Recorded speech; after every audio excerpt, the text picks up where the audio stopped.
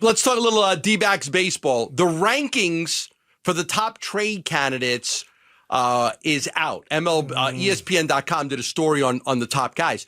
No surprise here. The number one trade candidate is Eugenio Suarez. Good Vibes is number one.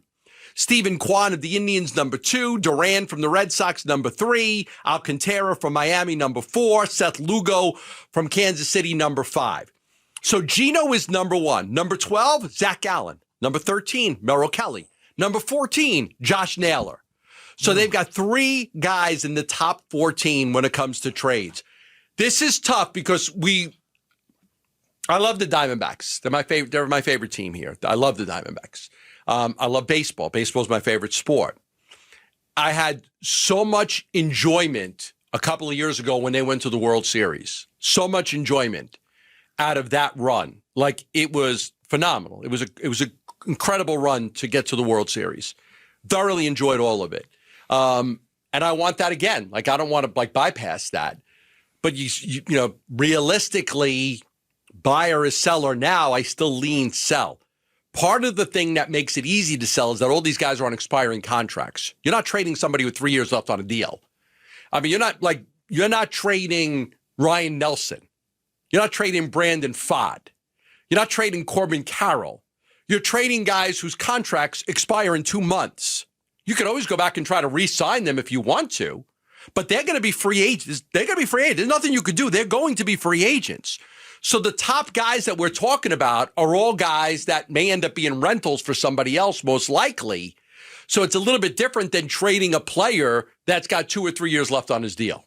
It's just good business. If they had 2 or 3 years left on their deal, they wouldn't be on the trade block. Right. You do your best the rest of these games, all 62 of them, and they have all these guys back next year, and you try to make another run at it. Take Kwan. He's the number 2 guy. He's got 2 years of control left.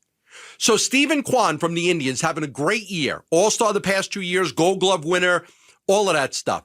If you trade for him, you got 2 years of club control after this year.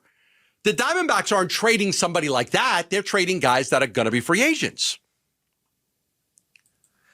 Right. And you could sign these guys back. I will say, I know Chapman did it. I'm sure there are other examples of guys that have been traded at the deadline. And there's a wink, wink. We're going to have you back. And the player's on board with that. I just don't recall it happening all that much. I remember in hockey, Keith Tkachuk left St. Louis, got traded by St. Louis to go to Atlanta. So other sports. And then re-signed back with St. Louis. So it's happened. Yeah, the Chapman thing, it's happened a few times. You can re-sign guys. You could re-sign Merrill Kelly. I think there's a good chance you could re-sign Merrill Kelly. I would say Kelly is a unique example of this because not only his age, but he's from here. He went to high school here. Right. I could see him being dealt with a handshake agreement like we're going to talk to you and try to get this done in the offseason. But if a Josh Naylor or Suarez or Gallen go, like, that's it. See ya. They're not coming back.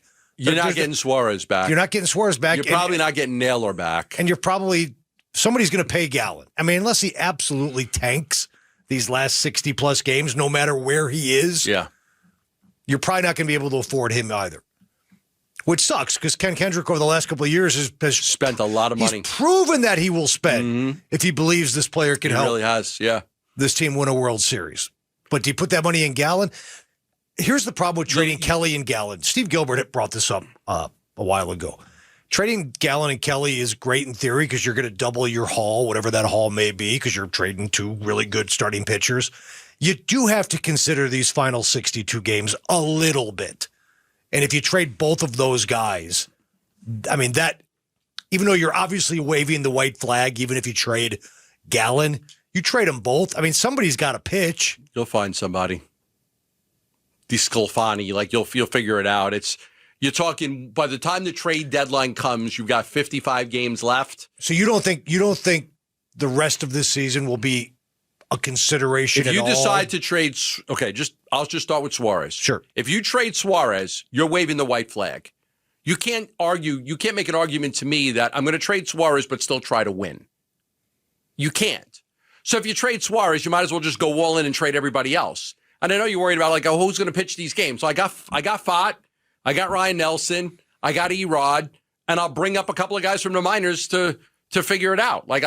I'll get through it. I don't have a lot of the season left. I'll have 50-something games left. I'll figure it out. Here is Jeff.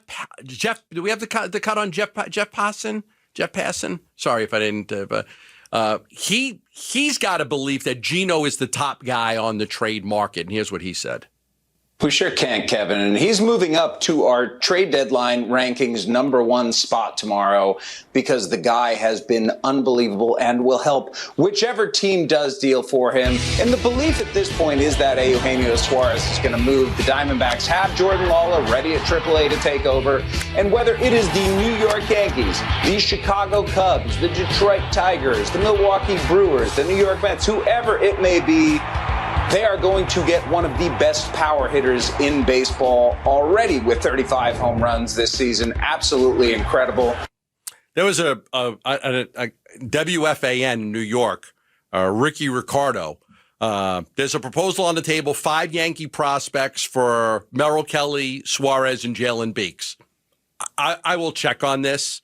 I don't know if it's true or not. But it's none of their top prospects. There's 234,000 views on this. No, it's one of their top prospects. It's one of their top prospects. I'd have to look at that process. It says 5 Yankee prospects, not Lombardo, not Jones. 5 prospects, including. So clearly, Lombardo and Jones are their top 2 prospects. Like 2 of them. That's how I read that. Yeah, I don't profess to have intimate knowledge of the Yankees farm system. Yes, but I do believe. And I'm a Yankee fan, but I don't know all that. Of course not. Either. Come on, let's be real. So there is a right-handed pitcher I believe is in their top 10, Cam Schlittler. I didn't want to try to pronounce the name. It's a dangerous radio name to pronounce. I'm not, and I have it here. Yeah. But Lombard and Jones are their top 2 prospects. They're their top 2 prospects. Jones is an outfielder and Lombard's an infielder. Then the guy he's mentioning, I'm not going to pronounce his name because I will mess Just say it up. Cam S. Cam S is a right-handed pitcher. He's he's a top 10 prospect for them. So you would get back a 6'6", 225-pound right-handed power pitcher that's a top 10 prospect for the Yankees. Now this is for Beeks, Suarez, and Kelly. Yes. There's a lot of meat on that bone. Okay, you're the Yankees. You're the favorites in the American League. You just got Merrill Kelly and Suarez, and you got Beeks to help in the bullpen. You're the favorites in the AL. That's a great trade for them. So, But here's the beauty of Suarez swinging the bat the way he is. If the Cubs come in and say, well, we're going to beat that deal, you go back to the Yankees and say, we need one of those other guys. We need Lombard or the other guy. And that's the Spencer Jones. Yeah, so that's the bidding war that you could potentially, if you're Mike Hazen, create. Like, okay, you want him? Well, here's what the Cubs are offering. Right. Here's what the Mariners are offering. Sure. They're offering, their top guy. Are you better piecemealing it or trying to make one blockbuster? Here's 3 guys for 5 guys. This is where your scouting department has to come up big, and you got to let Mike Hazen know exactly who these guys are out there in the minor leagues and who you believe in. Who you believe in can help this team win within a couple of seasons. Thanks for watching Burns and Gambo. Click to see more from the guys and hit the button in the middle to subscribe so you never miss a video from Arizona sports.